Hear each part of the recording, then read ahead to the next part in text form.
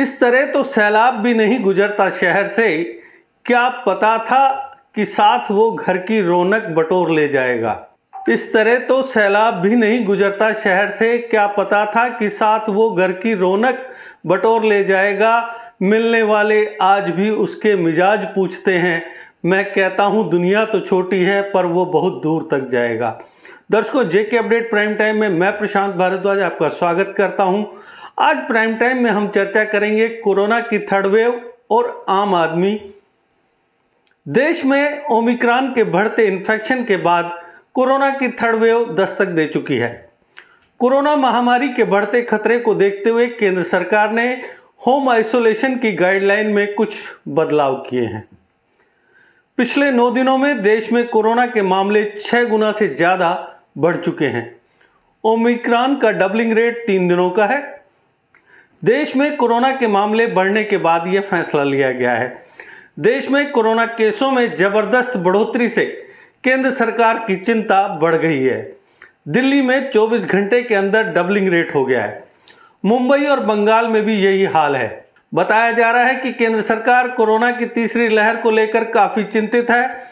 सरकार को चिंता इस बात की है कि जिस तरह डेल्टा वेरिएंट ने साउथ अफ्रीका के मुकाबले भारत में कहर बरपाया था, उसी तरह कहीं ओमिक्रॉन भी भारत में कहर ना दिखा दे, क्योंकि अभी तक साउथ अफ्रीका में ओमिक्रॉन से बने हालात उतनी चिंता का सबब नहीं है। सरकार के मन में चिंता यह भी है कि ओमिक्रॉन वेरिएंट भारत में क्या असर डालेगा और कोरोना के मामले बढ़ेंगे तो अस्पतालों पर भी बोझ बढ़ेगा, लोड बढ़ेगा, क्योंकि देश में अन्य गंभीर बीमारियों से पीड़ित लोगों की तादाद काफ़ी ज़्यादा है। ऐसे में केंद्र सरकार ने होम आइसोलेशन की नई गाइडलाइंस जारी की हैं। इन गाइडलाइंस को प्रभावी रूप से अमल में लाने के लेकर राज्यों को कंट्रोल रूम दुरुस्त रखने को कहा गया है, ताकि मरीज की मॉनिटरिंग राज्य सही तरीके से कर पाएं। गौरतलब है कि ओमिक्रॉन के बढ़ते मामलों के साथ ही देश में कोरोना की तीसरी लहर आ चुकी है। भारत में कोरोना मामले एक बार फिर डराने लगे हैं। पिछले एक दिन में देश के अंदर कोरोना के 58,000 से ज़्यादा नए मामले सामने आए हैं। हेल्थ मिनिस्ट्री की ओर से जारी आंकड़ों के मुताबिक एक दिन में कोरोना वायरस के 58,097 मामले आए हैं। वहीं इस दौरान सिर्फ 15,389 कोरोना मरीज ही ठीक हुए हैं। चिंता का सबब यह है कि देश में अब कोरोना के एक्टिव मरीजों का आंकड़ा 2 लाख के पार पहुंच गया है। फिलहाल देश में 2,14,004 कोरोना मरीज मौजूद हैं, जो कि देश में अब तक आए कुल कोरोना मरीजों का 0.61% है। वहीं रिकवरी रेट में भी थोड़ी कमी हुई है, जो अब घटकर 98.01% पर पहुंच गई है। डेली इन्फेक्शन रेट में लगातार बढ़ोतरी जारी है और आज यह 4.18% है। अगर जम्मू कश्मीर की बात करें तो मंगलवार को कोरोना इन्फेक्शन में भारी विस्फोट देखने को मिला। श्री माता वैष्णो देवी यूनिवर्सिटी में पढ़ रहे करीब 150 स्टूडेंट सहित कुल 350 लोगों में इन्फेक्शन की पुष्टि हुई है। करीब 5 महीनों के बाद जम्मू कश्मीर में कोरोना इन्फेक्शन के इतने मामले देखने को मिले हैं। एक सप्ताह में ही प्रदेश में कोरोना के मामले 2 गुना से भी ज़्यादा हो गए हैं। हालांकि राहत की बात यह है कि लगातार दूसरे दिन किसी भी मरीज की मौत नहीं हुई। वहीं 156 और मरीज ठीक भी हुए हैं। श्री माता वैष्णो देवी यूनिवर्सिटी में लगातार स्टूडेंट्स के इन्फेक्टेड आने के बाद सभी विद्यार्थियों के टेस्ट किए जा रहे हैं। हेल्थ डिपार्टमेंट ने अपनी स्पेशल टीमें यूनिवर्सिटी में जांच के लिए भेजी हैं। मंगलवार को कुल 820 स्टूडेंट्स और स्टाफ मेंबर्स के सैंपल लेकर उनकी जांच की गई।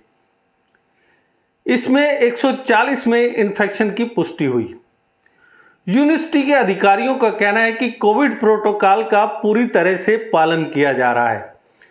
कोरोना की सेकेंड वेव के बाद यह पहली बार है कि जम्मू कश्मीर में किसी एक इंस्टीट्यूशंस में इतनी बड़ी तादाद में कोरोना इन्फेक्शन के मामले सामने आए हैं। डिस्ट्रिक्ट मजिस्ट्रेट रियासी ने पहले यूनिवर्सिटी को बंद करने का ऑर्डर जारी कर दिया है। वहीं गैर आधिकारिक आंकड़ों की अगर बात की जाए तो वो स्टूडेंट्स की तादाद जो इन्फेक्टेड हैं 154 बता रहे हैं। इससे पहले भी यूनिवर्सिटी में 35 स्टूडेंट्स और स्टाफ मेंबर्स अभी तक इन्फेक्टेड हो चुके हैं।